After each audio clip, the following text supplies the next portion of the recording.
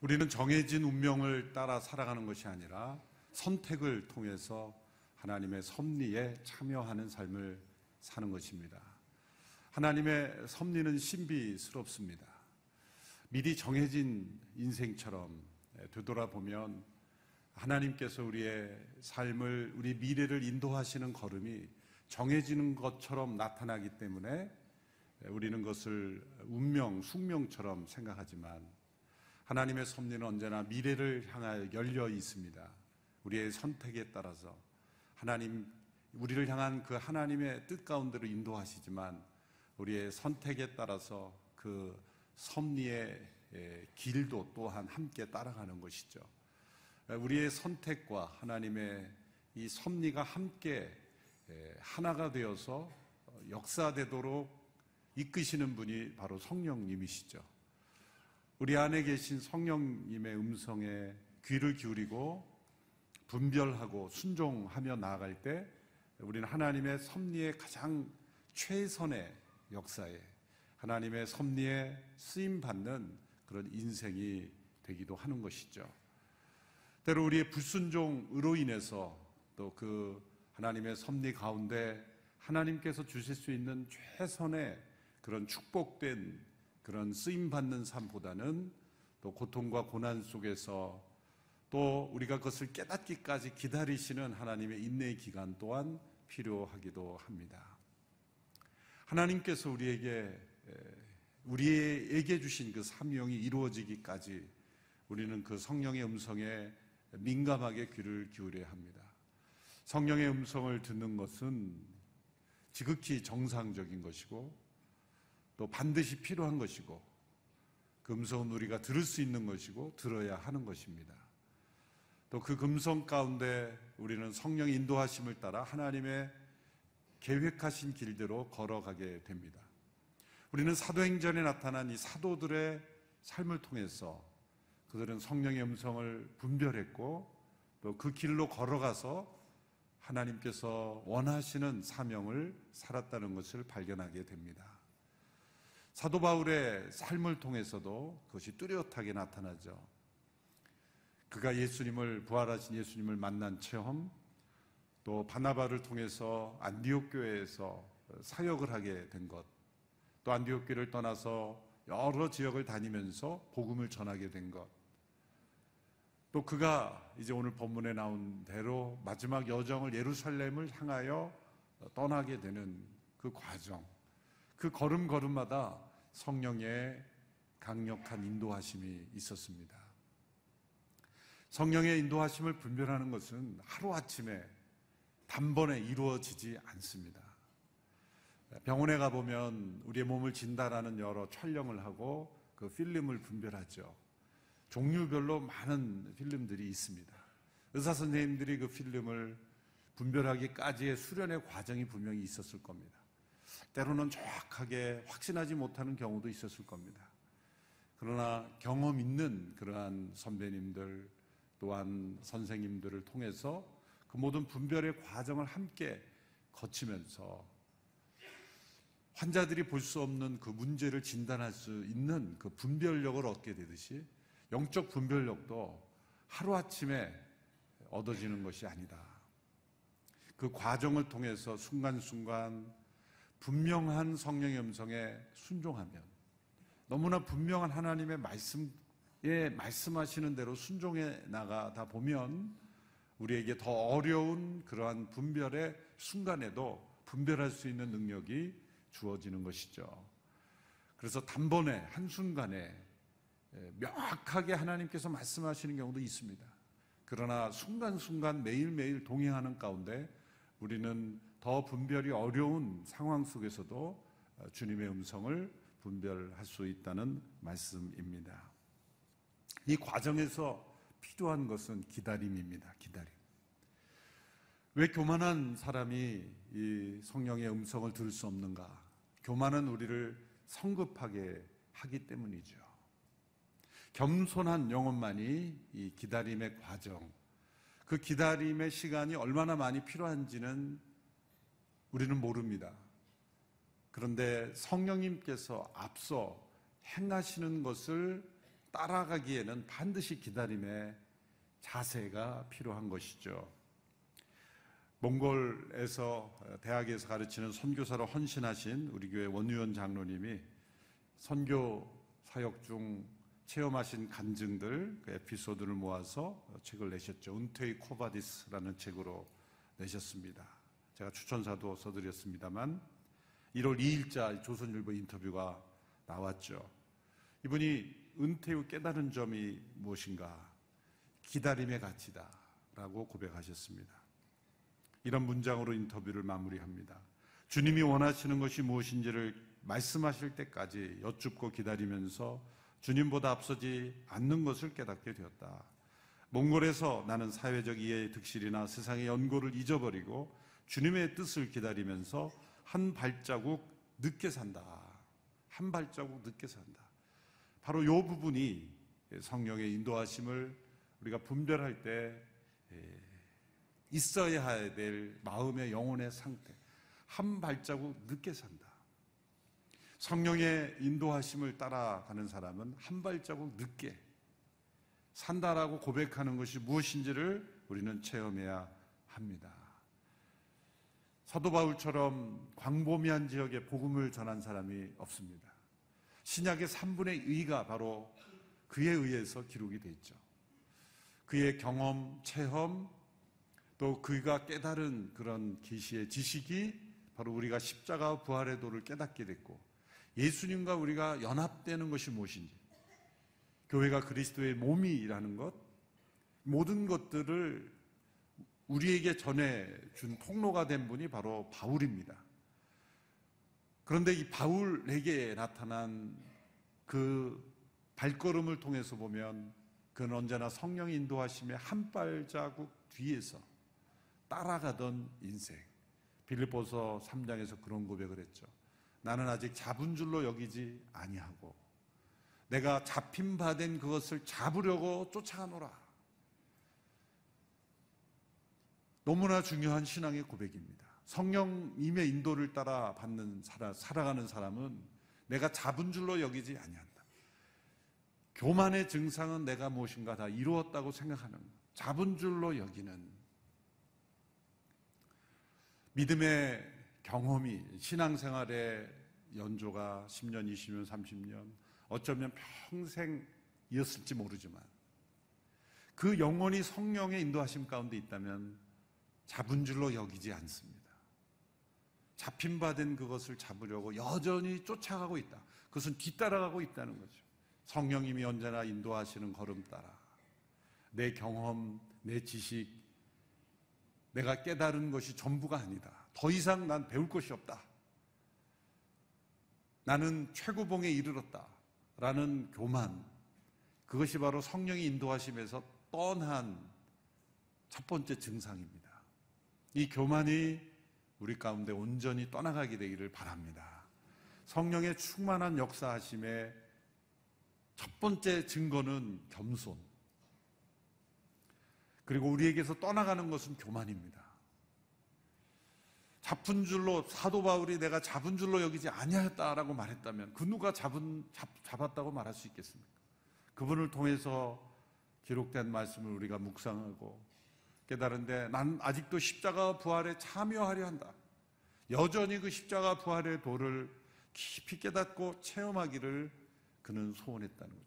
어쩌면 자신을 통해서 말씀이 기록이 됐지만 나를 통해 기록된 말씀을 나도 여전히 체험해 가고 있다. 더 체험하기를 원한다. 이것이 사도 바울의 겸손한 고백이었습니다. 오늘 사도행전 20장의 말씀은 사도행전에 나타난 기록 중에 가장 성령의 깊은 감동이 있는 말씀입니다. 어쩌면 신약 성경 전체의 스토리 중에서 우리에게 가장 깊은 감동으로 다가오는 말씀이죠. 그것은 사도 바울과 일행이 3차 전도 여행을 다 마치고 예루살렘으로 가던 중에 이제 에베소에 들르고 싶었지만 들리지 못하고 밀레도라는 항구 도시에 도착해서 그 밀레도로 에베소 장로들을 초청하여 함께 바울과 이별을 나누는 그런 장면입니다. 이 모습 속에서 참된 교회의 모습, 또 성령의 인도하심과 충만하심 가운데 거하는 그런 영적 지도자들의 모습, 또 성령의 사람들의 모습을 우리는 볼 수가 있습니다. 바울이 이 에베소 장로들과 함께 이별하는 이유는 바울을 이끌고 계신 성령님의 이 강권하심으로 인해서 그가 예루살렘으로 향하고 있었기 때문입니다. 그의 마음에는 에베소로 가서 그 사랑하는 에베소 교회 성도들과 함께 삶을 나누고 인생의 마지막을 나누기 원했지만 성령님의 인도하심 가운데 특별히 강권하시는 역사는 그를 예루살렘으로 이끌고 계셨다는 거죠. 영적 성숙은 바로 이 차이를 분별할 수 있는 것이죠. 나의 육신이 원하는 것과 성령님이 원하시는 것을 구별할 줄 아는 것. 이 차이를 구별하고 또한 나의 육신의 원함이 아니라 성령님의 원하시는 대로 순종할 줄 아는 것. 이것이 영적 성숙이죠. 물론 사도 바울이 에베소에 들리기를 원했던 것도 세속적인 그런 소원은 아닙니다.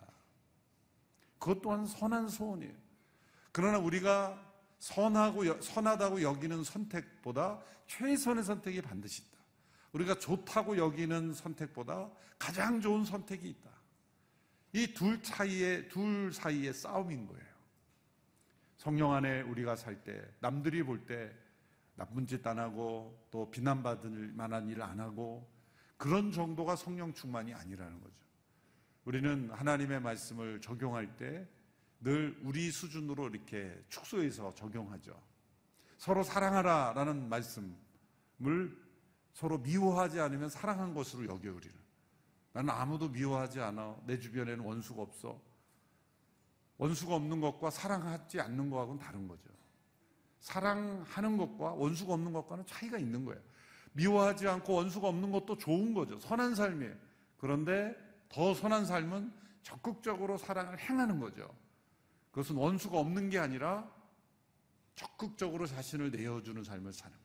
이게 성령의 인도하심을 따라 사는 충만한 삶은 그저 선한 삶이 아니라 최선의 삶으로. 사도 바울은 그 차이를 지금 분별하고 있습니다. 오늘 본문 22절의 말씀을 같이 함께 읽겠습니다. 시작. 성령이 강권하신 가운데 예루살렘에 가려고 합니다.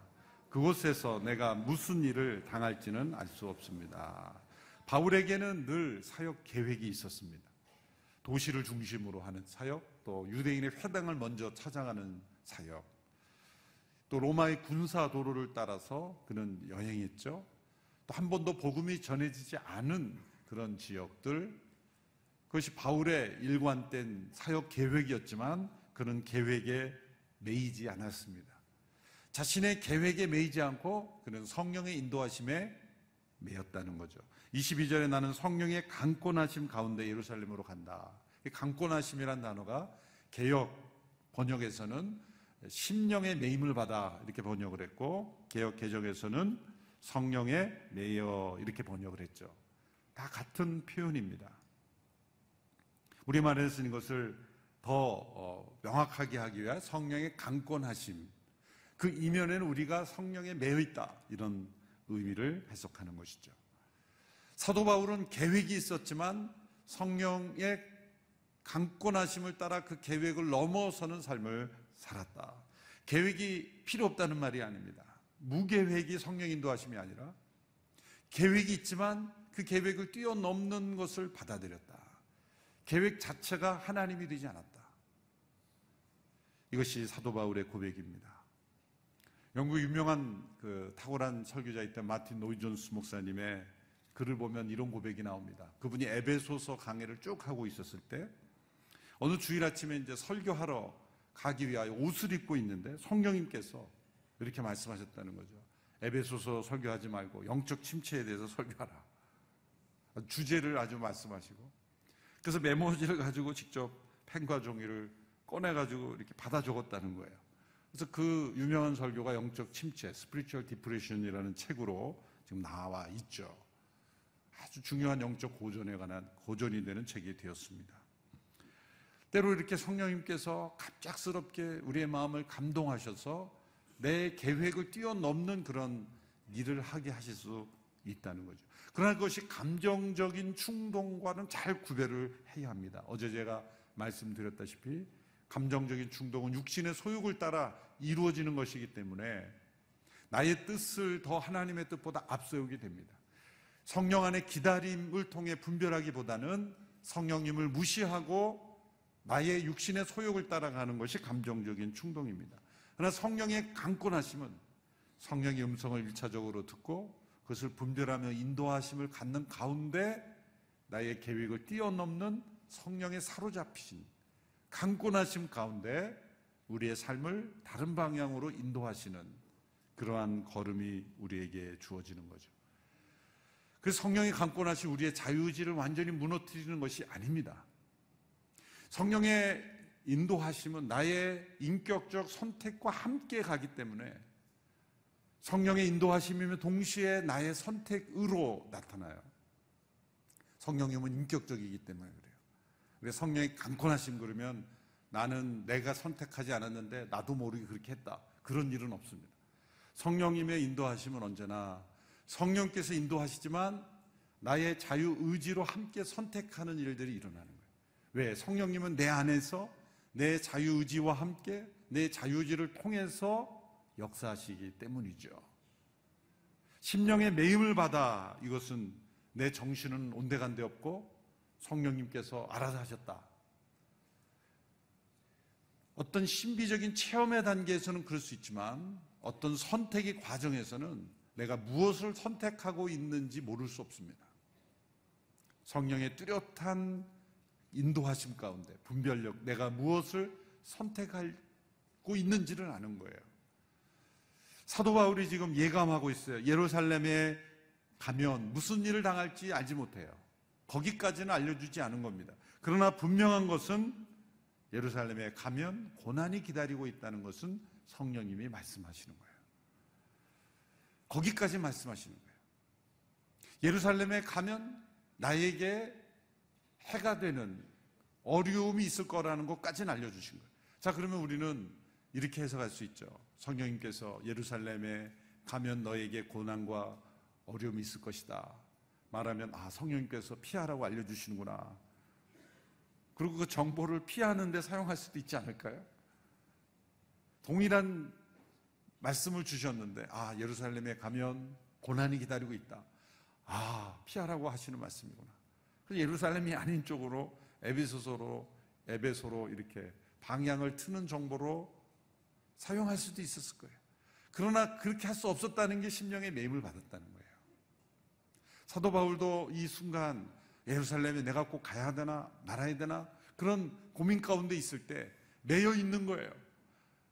고난이 기다리고 있으니 마음 한편으로는 피하고 싶은 마음도 있었을 거예요. 그러나 마음이 매여 있는 것은 그동안 그가 성령 안에서 성령의 인도하심을 따라 살아왔기 때문에 피해지지가 않는 거예요. 그 길이 아무리 어렵고 힘들지라도 갈 수밖에 없는 것이죠. 성령의 이 감동하심에 임하는 그 과정 속에 이미 사도 바울은 성령 인도하심 가운데 있었기 때문이에요. 그래서 첫째로 이 성령의 강권하심을 체험하는 사람은 겸손과 눈물 가운데 주님을 섬기는 이들에게 나타납니다. 사도 바울이 20장 19절 20절에서 이렇게 고백했죠. 우리 같이 읽겠습니다. 시작. 내가 모든 겸손과 눈물로 주를 섬겼고 유대 사람들의 음모로 많이 당했습니다.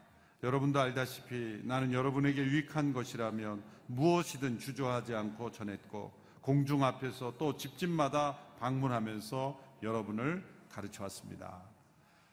에베소에서의 바울의 행적을 보면 놀라운 기적이 많이 나타났습니다. 바울의 손을 통해 기적이 나타났고 또 바울의 몸에 닿은 수건이나 앞치마를 가져다가 환자들에게 대도 병이 나았어요. 악한 영들이 떠나기도 했습니다. 이런 엄청난 기적의 통로가 되었는데 놀랍게도 그는 에베소에서 있었던 자신이 통로가 된 기적에 대해서는 한마디도 하지 않고 두 단어로 요약합니다. 모든 겸손과 눈물로 주를 섬겼다. 모든 겸손과 눈물. 이것이 성령의 인도하심을 받고 성령의 강권하심을 체험하는 영혼의 특징이다. 겸손과 눈물. 어떠한 위대한 기적, 사람들이 칭찬하고 높이는 어떤 능력의 통로가 될지라도 그것이 나의 마음을 사로잡지 않고 겸손과 눈물 속에 그저 성령의 매임의 상태에 놓여 있는 것, 이것이 겸손과 눈물이에요. 우리에게 이 겸손과 눈물을 허락해 주십시오. 기도하는 귀한 자리가 되기를 바랍니다.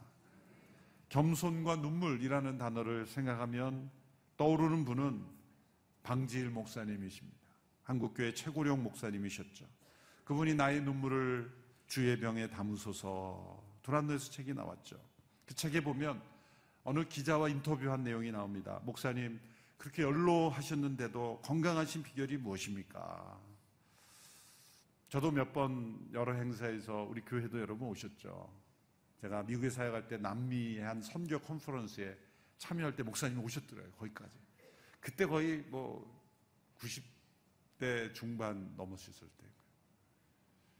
저 그 남미의 먼 지역까지 오셔서 한 100여 명의 목회자들, 선교사들이 컨퍼런스를 하는데 제일 앞에 앉으셔서 지팡이를 탁 치시고 한 번도 움직이지 않냐시고 이렇게, 물론 가끔 눈 감고 주무시긴 하셨겠지만 한 번도 움직이지 않으시고, 저희 젊은 사람들도 피곤해서 중간중간에 이렇게 숙소에 올라가서 자고 내려오고 그 모든 세션을 다 참여하기가 피곤하니까 요령도 피우고 그러는데 한 번도 빠지지 않으시고 제일 앞에서 식사도 제일 잘하시고, 같이 식사를 했는데 저보다 더 많이 드시더라고요.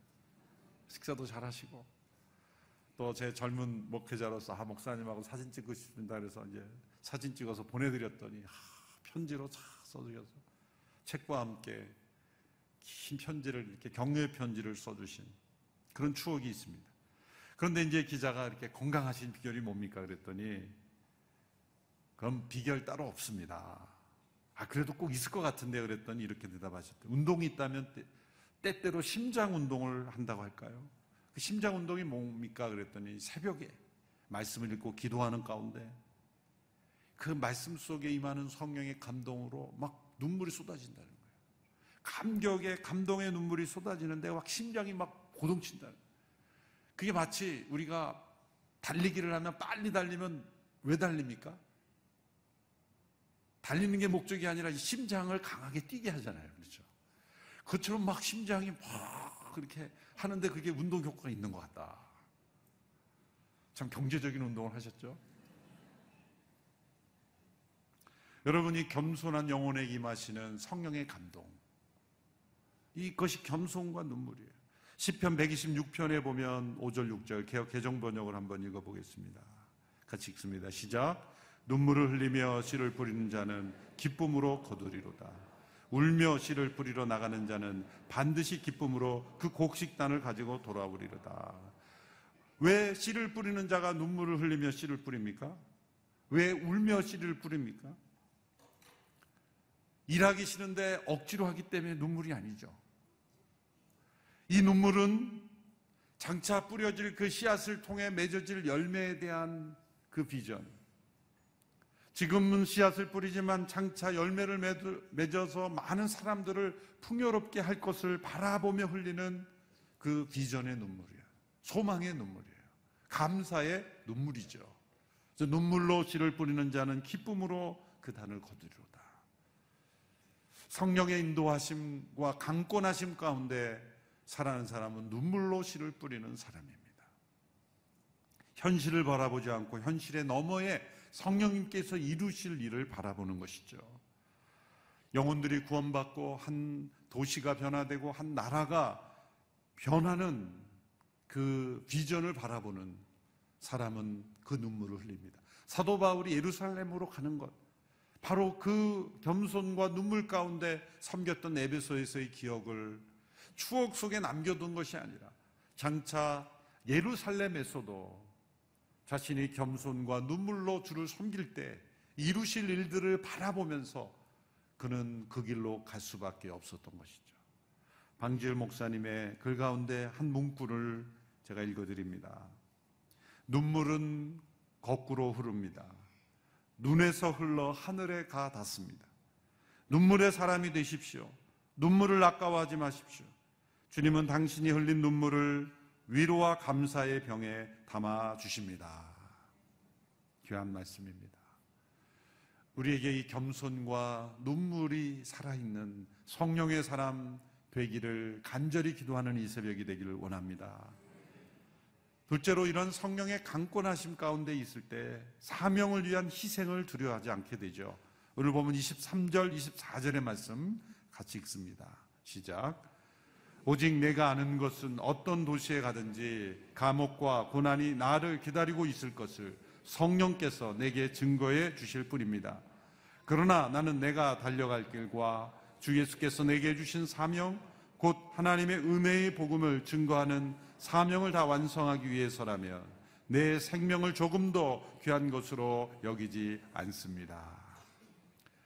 사도 바울은 성령의 강권하심에 의하여 분별력을 가지게 되었습니다. 그것은 어려움을 피하는 분별이 아니라 그 어려움을 뛰어넘어 그 어려움을 극복하고 그 어려움을 통해서 이루실 하나님의 뜻을 분별하고 그 희생을 기뻐할 수 있는 용기를 얻게 되었다. 성령의 강권하심은 인간적으로는 감당할 수 없는 고난일지라도 그 고난을 뛰어넘는 삶을 통해서 하나님의 뜻이 이루어지는 그러한 것을 분별하는 것이죠. 우리 사랑부 지체들을 섬기는 우리 부모님들 얼마나 힘듭니까? 자녀가 어려운 장애를 가지고 태어났을 때 얼마나 절망스럽겠습니까? 때로는 하나님 앞에 불평하고 싶겠습니까?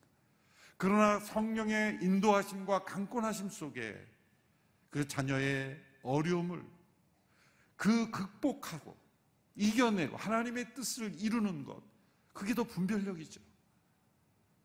어려움을 이겨내는 감사, 어려움을 이겨내는 용기, 그 모든 희생을 감당하는 눈물과 겸손 가운데 희생하게 되는 것을 억울하게 생각하지 않고 도리어 그것을 기뻐하며 그것을 장애의 어려움을 이겨내고 고난을 이겨내고 현실의 모든 어려움을 이겨내는 것,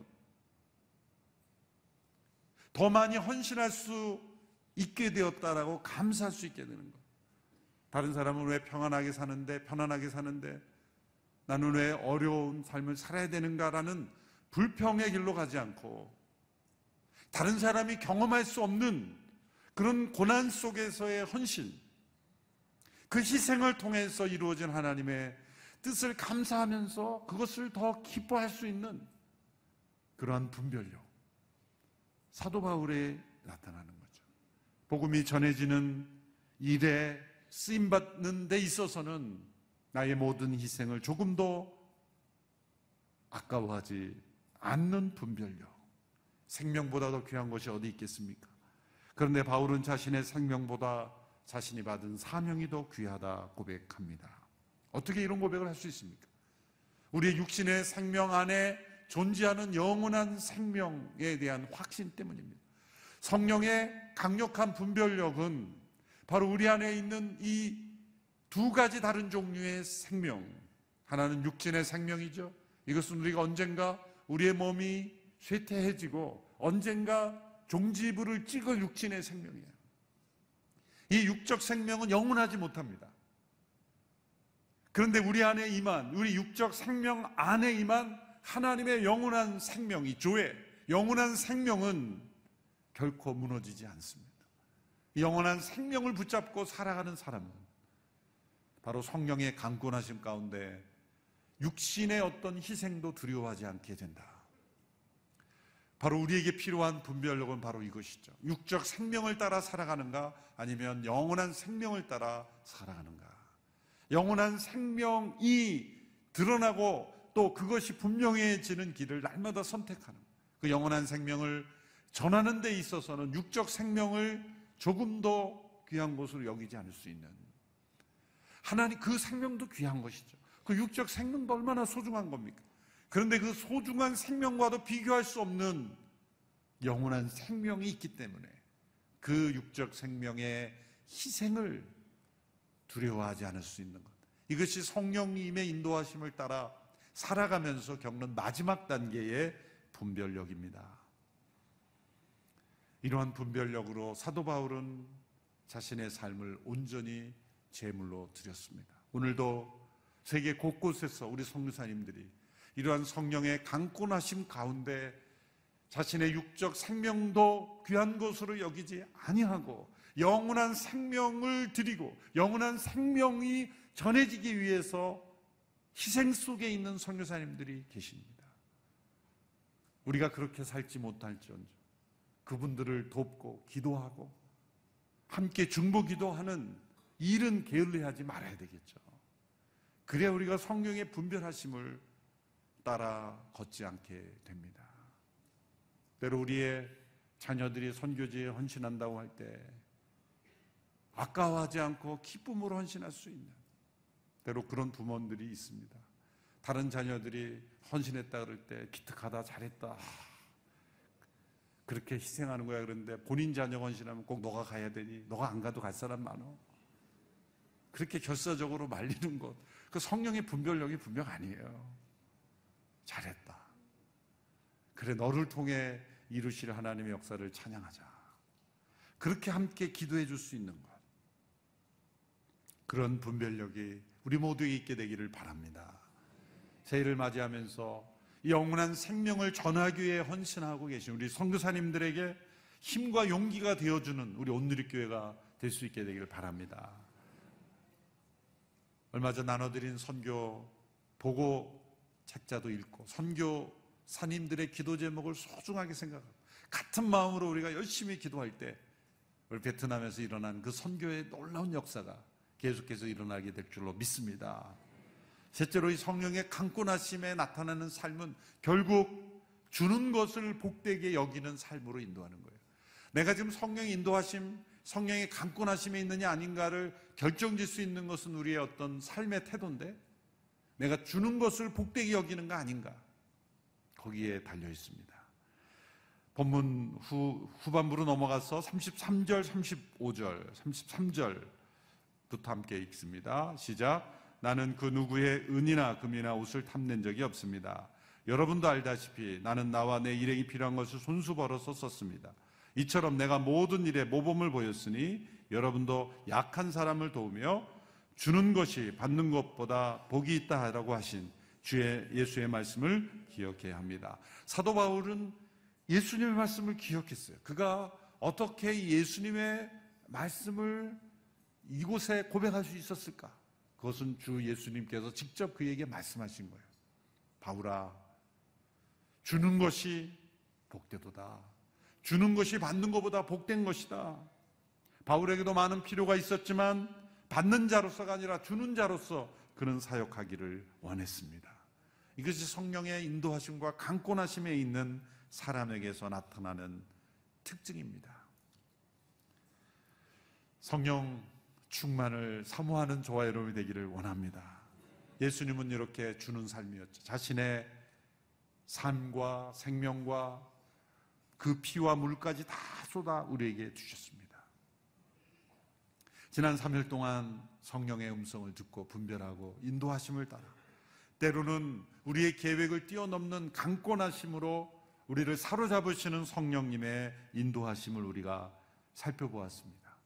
우리에게 이러한 겸손, 정직함, 성령의 인도하심에 매여 사는 그러한 분별력이 임하게 되기를 바랍니다.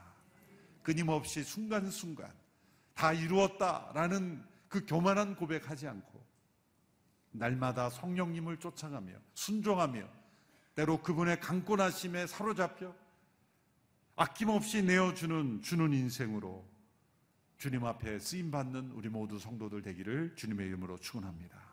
성령의 인도하심은 받을 수 있습니다. 성령의 강권하심도 우리에게 허락될 줄로 믿습니다. 함께 기도하겠습니다. 성령의 인도하심을 받기를 원합니다.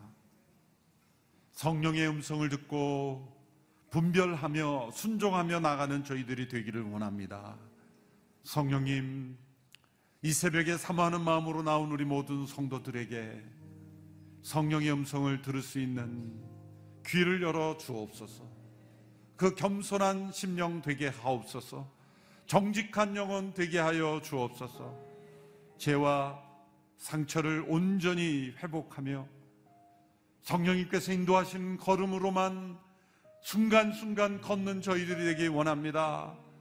성령님 충만하게 임재하여 주시옵시고 우리의 마음을 사로잡아 주시옵시고 하나님의 뜻에만 매여 있는 저희가 되기를 간절히 원합니다. 합심하여 함께 기도하겠습니다.